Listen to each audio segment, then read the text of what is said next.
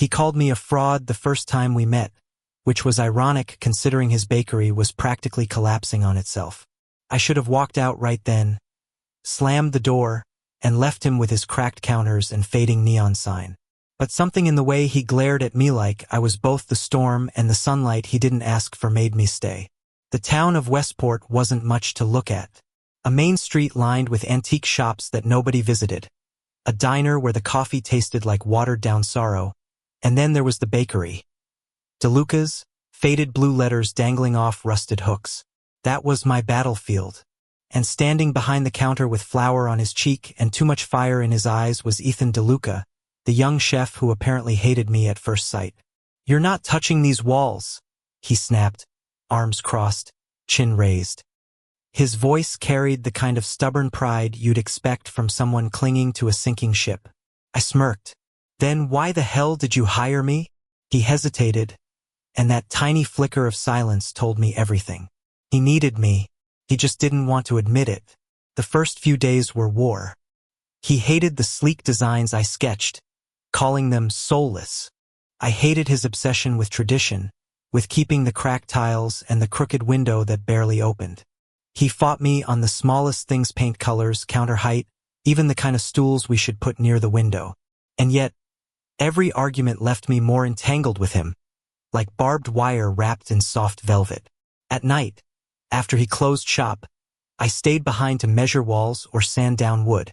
I'd catch him in the kitchen, sleeves rolled up, his forearms dusted with flour, brow furrowed in concentration as he decorated cakes with impossible precision. He treated sugar like it was sacred, every swirl of frosting a prayer. I told myself I didn't care, but damn it, I couldn't stop staring. One night, I found him asleep on the counter, head resting on his folded arms, a half-frosted cake beside him. The sight hit me harder than I expected. He looked fragile, almost breakable. I wanted to brush the flour off his cheek, maybe even press my lips through, but I didn't. Instead, I grabbed a blanket from my truck and draped it over his shoulders. He stirred, mumbled something about too much vanilla, and kept sleeping. My chest tightened in ways I didn't want to understand.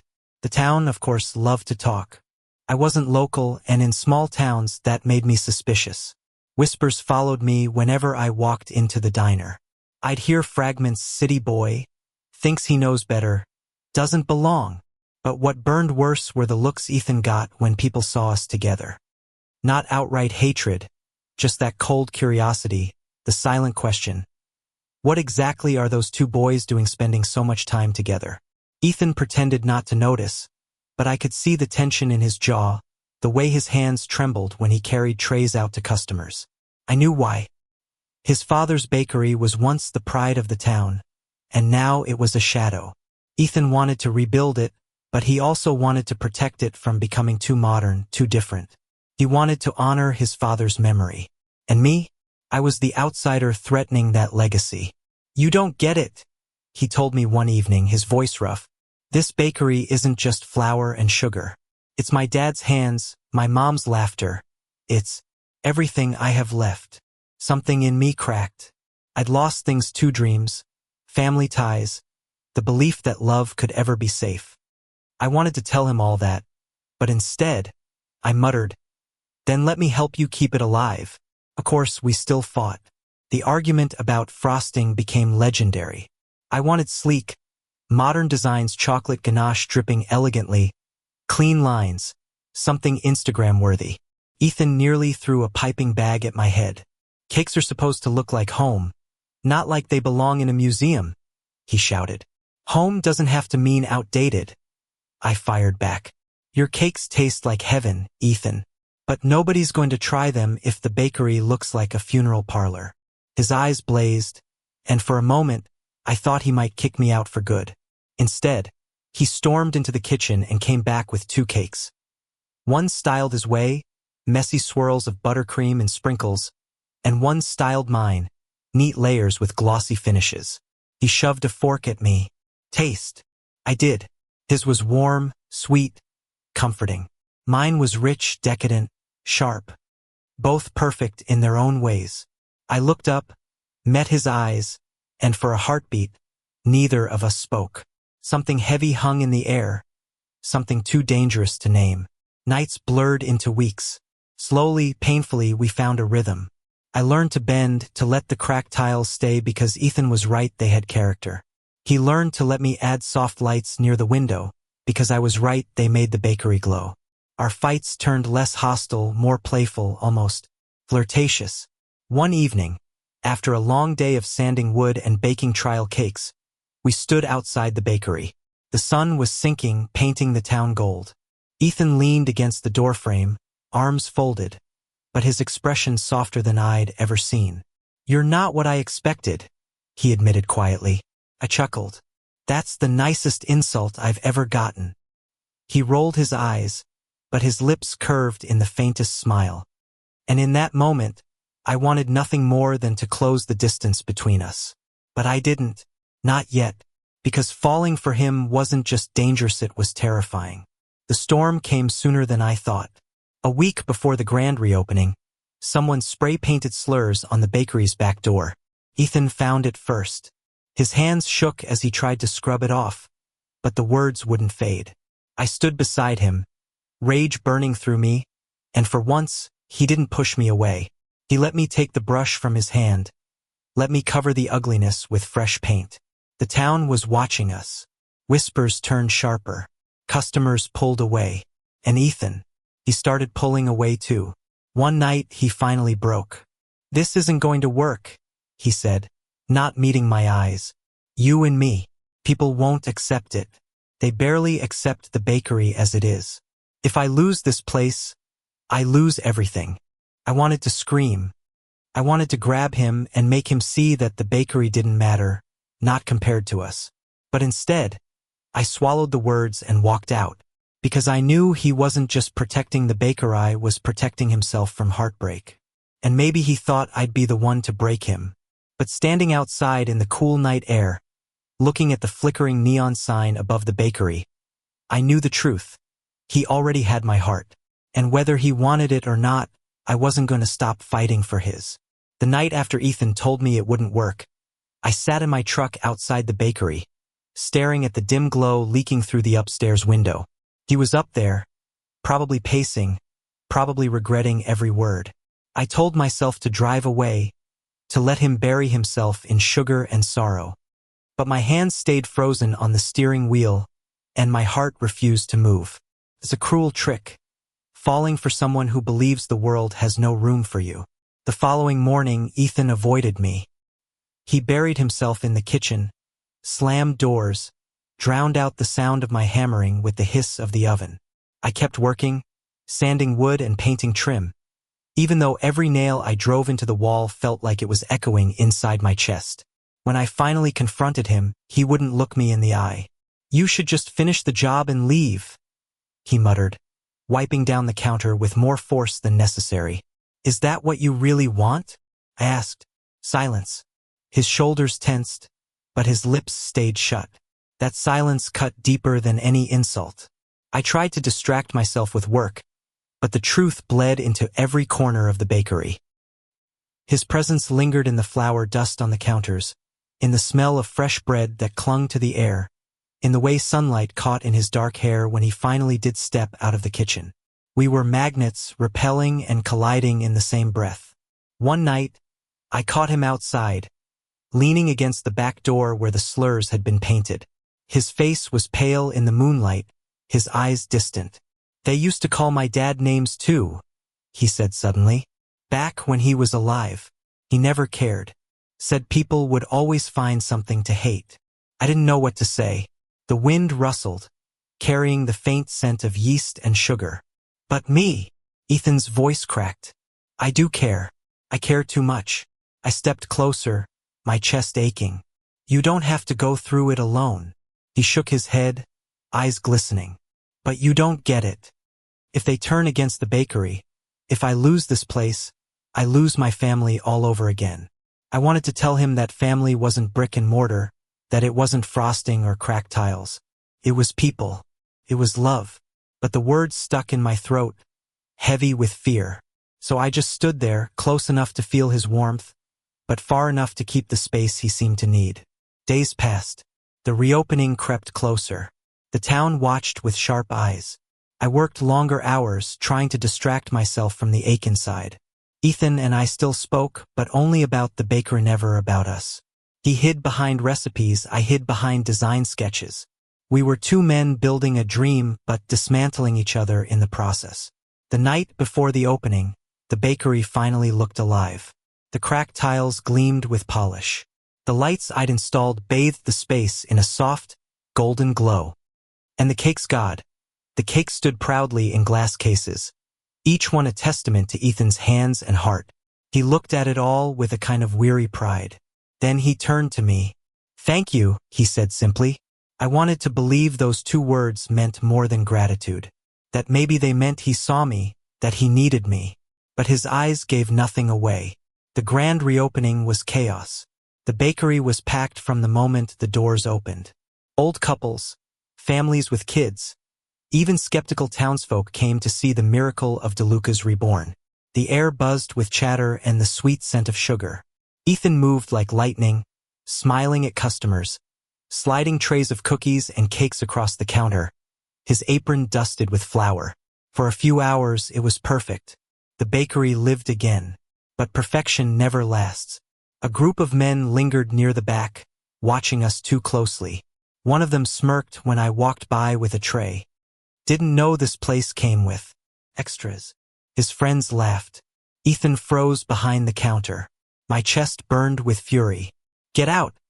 I snapped, setting the tray down hard enough to rattle the plates. The men chuckled. "Just saying, town's changing. Not sure everyone's happy about it." Ethan's face went pale. He didn't say a word, didn't move. So I did. I stepped forward, blocking their view of him. I said, "Get out." The laughter died. They muttered curses, but eventually they left. The bakery buzzed on, but the joy in the room dimmed. Ethan wouldn't meet my eyes for the rest of the day. That night, after the bakery emptied, I found him sitting alone at one of the new tables, his head in his hands. "You shouldn't have done that," he said without looking up. "Defended you? Made it worse." His voice was sharp, pained. "Now they'll talk more. Now I slammed my hand against the table. "They were already talking, Ethan. They've been talking since day one. You think staying silent makes it better? It doesn't. It just lets them win." He flinched at the anger in my tone. Then his eyes lifted, raw and glistening. "You don't understand what it's like to be the one holding everything together. If this bakery falls, I fall with it. Can't risk us." The words tore me open. "Then what am I to you?" I whispered. "A distraction? A mistake." His lips parted, but no sound came out. I shook my head, stepping back. "If that's what you think, then maybe I should go." The silence that followed was unbearable. But he didn't stop me. Not when I grabbed my jacket. Not when I walked out into the night. Not when the bell above the door jingled one last time. The following days were hell. I threw myself into other projects around town, odd jobs, repairs, anything to keep my hands busy and my mind away from him. But every time I passed the bakery, I caught glimpses of him through the window. His smile looked forced, his shoulders heavier. The town still whispered. Some people even avoided the bakery altogether. I knew it was killing him inside. I wanted to run back in, to grab him, to tell him that love wasn't something you locked away to keep safe. But pride kept me frozen. Fear too. Fear that maybe he really had chosen the bakery over me. A week later, I found a note slipped under my truck's windshield wiper. The handwriting was messy, rushed. "Meet me at the river tonight, midnight." No signature, but I knew it was him. The river was quiet, the moonlight shimmering on the water. Ethan stood there with his hands shoved in his pockets. His hair a mess like he'd been pulling at it all day. When he saw me, his eyes softened, but his body stayed tense. "I don't know how to do this," he admitted, his voice barely above the sound of the current. "I don't know how to be what the town wants and what I want." My heart thudded painfully. "And what is it you want?" He swallowed hard, looking at the ground. "You. But I'm scared. I'm scared of losing everything." I stepped closer, my voice shaking. "Then maybe you need to realize that everything isn't this bakery, Ethan. Everything is what you feel when you look at me. Everything is what we have when no one else is watching. His breath hitched. The distance between us was thin as glass. I can't promise it'll be easy, I whispered. But I can promise it'll be real. For the first time in weeks, he looked me straight in the eyes. And then, finally, he closed the space between us. His lips were soft, trembling against mine. The kiss was hesitant, fragile, but it was more powerful than anything I'd ever known. It was a confession, an apology, a vow all at once. When we pulled back, he was crying, but he was smiling too. I'm still scared, he admitted. I cupped his face, wiping away a tear with my thumb. So am I. But maybe that's what makes it worth it. For a moment by the river, it felt like the world had stopped spinning. The kiss hung between us like a fragile truce, like maybe just maybe you had finally found the courage to admit what had been simmering beneath the arguments and stolen glances. But the world doesn't stop for love. And small towns never forgive so easily. The next morning, I walked into the bakery half expecting Ethan to pull away again, to pretend the night at the river hadn't happened. Instead, he was waiting for me behind the counter, apron tied loosely around his waist, his dark hair still damp from a shower. His eyes met mine and something unspoken passed between use and acknowledgement. A question, maybe even a plea. He didn't say anything. He didn't have to. We worked side by side that day, smoother than we ever had. I installed the last few shelves near the window while he decorated cakes with a lighter touch than I'd seen in weeks. Every so often our shoulders brushed, our hands almost touching when we reached for the same bowl or tray. It was maddening, electric. At one point, a customer caught me staring at him and raised a brow.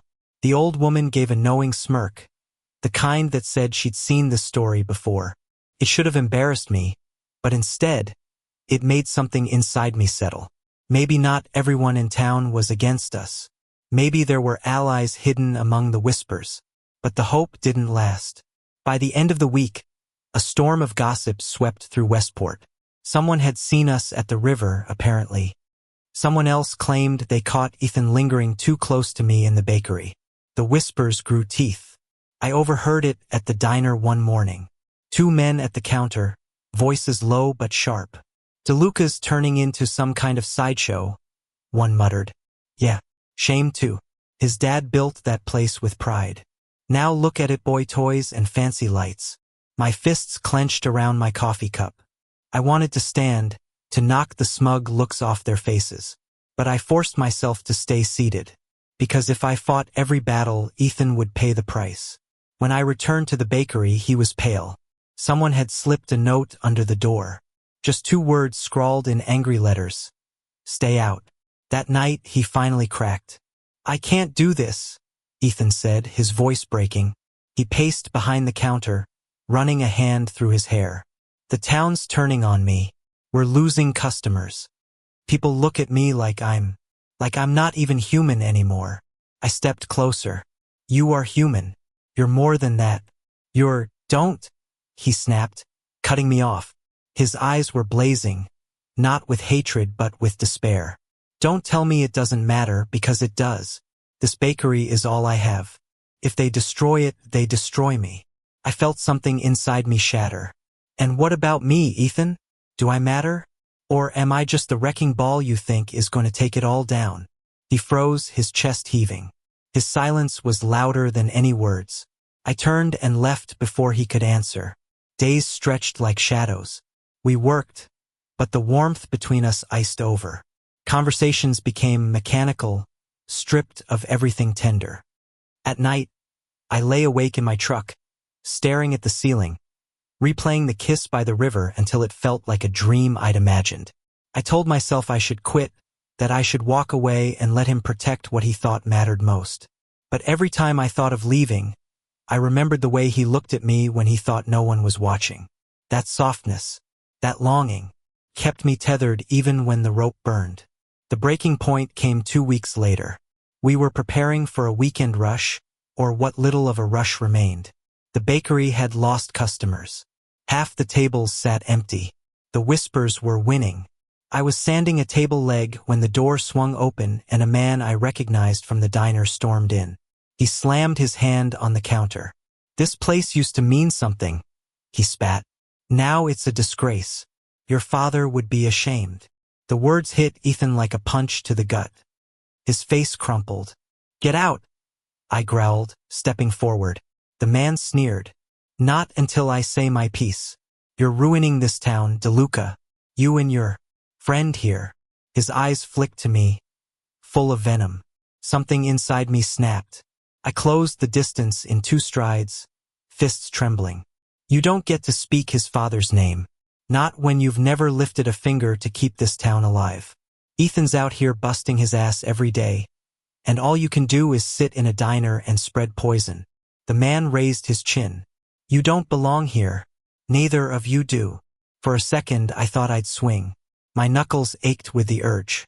But then I felt Ethan's hand on my arm, trembling but firm. "Please," he whispered. "Don't." I froze. The man smirked and walked out, leaving the bell above the door ringing like a cruel echo. When it was over, Ethan let go of my arm and sank onto a chair, his head in his hands. "I can't do this anymore," he whispered. "I can't fight them." I crouched in front of him, forcing him to look at me. "Then don't fight them for them. Fight for yourself. For your father. For the bakery. For us." His eyes searched mine, torn between fear and fire. "Us," he repeated, like it was a word he didn't dare believe in. "Yes, us," I said firmly. "I love you, Ethan, and I'm not going to apologize for that." The words hung heavy in the air. His breath hitched, his eyes filling. And then, finally, he broke. He leaned forward and kissed me, desperate, messy, like a man drowning reaching for air. I held him, every ounce of anger melting into the tenderness I'd been holding back for weeks. When we pulled apart, his voice shook. "I love you too. God help me, I do." That night, we didn't part ways. We stayed in the bakery long after the lights went out, sitting side by side on the counter, legs dangling. We talked in whispers about his father, about my past, about the fears we carried like anchors. He told me he'd never said those words to anyone before. I told him I'd been waiting my whole life to hear them. We fell asleep leaning against each other, the smell of sugar in the air, the world outside quiet for once. For the first time, it felt like maybe we had a chance. But chances are fragile things. By morning, the town had new ammunition. Someone had seen us through the bakery window, heads close, too close. By noon, the gossip was wildfire. By evening, Ethan's mother, who had always kept her distance, showed up at the door. She looked at me like I was a stain on her son's apron. "Ethan," she said coldly, "we need to talk. Alone." The look in Ethan's eyes gutted me. Fear. Guilt. Love. I knew then that the real battle was just beginning.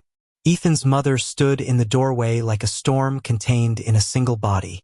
Her gaze flicked from me to her son, and I swear the air in the bakery dropped 10 degrees. Ethan's shoulders hunched, his hands buried deep in the pockets of his apron, as though he were a boy again, waiting for scolding. "Come outside," she said sharply, her eyes never leaving mine. "Now." Ethan glanced at me once, a silent apology flashing across his face, then followed her out into the crisp evening air. I stayed inside, my chest tight, staring at the racks of bread cooling behind the counter. I couldn't hear their words at first, but when her voice rose, fragments slipped through the glass. "You'll ruin everything. People are already talking. Your father would—" I pressed my fists into the counter until my knuckles turned white. God, how many times had I heard that phrase? Your father would. As if fathers were saints, as if they never made mistakes or carried secrets of their own. The door creaked open and Ethan returned, his face pale, his eyes glassy. He didn't look at me when he walked past. He didn't speak, just grabbed his coat and disappeared upstairs.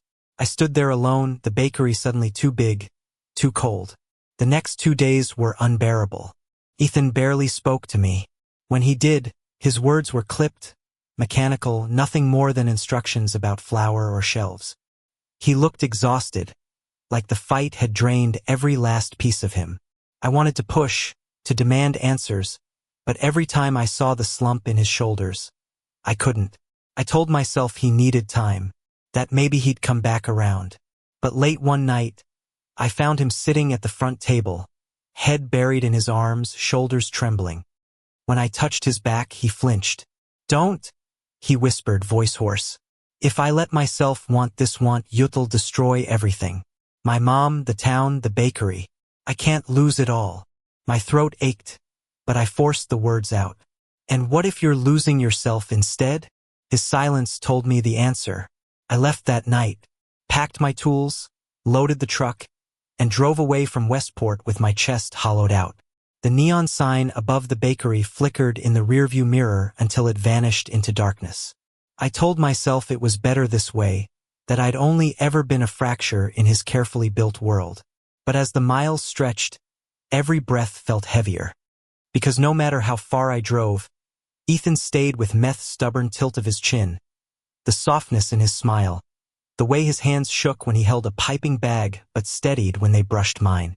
I'd fallen in love with him, and no amount of asphalt could change that. Weeks passed. Work pulled me from town to town, but my heart never left Westport. Every bakery window I walked past reminded me of his. Every scent of sugar dragged me back to him. Then one afternoon, my phone buzzed with a message from an unknown number. Just 2 words. "Come back." When I returned, Westport felt colder, harsher. The bakery's windows were dark. The open sign flipped to closed. I pushed the door and found Ethan inside, slumped on the counter, the air stale with sugar that had sat too long. His eyes lifted when he saw me, red-rimmed, weary. "I can't do this without you," he admitted, his voice barely a whisper. I dropped my bag, crossed the room, and pulled him into my arms. He trembled against me, and for the first time he didn't fight it. "They stopped coming," he said into my shoulder. "The customers." The whispers got louder. "Mom won't even look at me. I thought I could carry it all alone, but I was wrong." I leaned back, pressing my forehead to his. "You don't have to carry it alone. Not anymore." His lips parted, his breath shaky. "But what if we fail? What if they never accept us? Then we'll build something they can't ignore," I said firmly. "Not for them. For us." The next morning, we reopened the bakery not with apologies, but with defiance. Ethan baked like a man possessed, pouring every ounce of his heart into loaves and cakes. I stood beside him, greeting customers, refusing to flinch under their stares. At first, business trickled. A few loyal families came, some out of pity, some out of stubborn habit. But then word spread not about the gossip, but about the bread, about the cakes, about how DeLuca's tasted better than it ever had. Slowly, the tide shifted. The whispers didn't vanish, but they softened. And in their place, other voices rose, voices of people who didn't care who we were as long as the bread was warm and the coffee hot. And through it all, Ethan and I stood together. Not hiding, not apologizing. Just living. One evening, as the sun dipped behind the hills, Ethan and I sat outside on the bakery steps, watching the town quiet. His hand slipped into mine, tentative at first, then steady. "You changed everything," he said softly. I shook my head. "No, we did. Together." He leaned his head on my shoulder, and for once, there was no fear in his posture, no hesitation in his touch. Just peace. Months later, the bakery was thriving again. Not because the whispers had vanished, but because Ethan had learned to live louder than them. We argued still about frosting, about decor, about whose turn it was to mop the floor, but every argument ended in laughter, sometimes in kisses. The cracked tiles stayed. So did the golden lights. The bakery was both of us now, stitched together with compromise and care. One night, after closing, Ethan pulled me to the counter where it had all begun, the place where we'd once argued about cake designs like enemies. He held my face in his flour-dusted hands, eyes shining. "I used to think this bakery was my whole life," he whispered. "But you showed me that life is so much bigger than 4 walls and a neon sign." I smiled, my chest aching with love. And yet, here we are, inside these 4 walls. Yeah, he said, grinning softly. But now it feels like home. The town didn't change overnight. Some people still glared. Some still whispered. But we stopped living for them. We started living for us. And in that choice, in that stubborn defiance of fear, we found freedom. Because love, I realized, isn't about waiting for acceptance. It's about creating it together, one day, one breath, one cake at a time. And as Ethan pressed his lips to mine in the quiet glow of the bakery lights, I knew that no amount of gossip or judgment could undo what we had built. Not just a bakery, not just a dream, but a life, together. Thank you for listening. If you find it interesting, please like and subscribe to follow the next stories.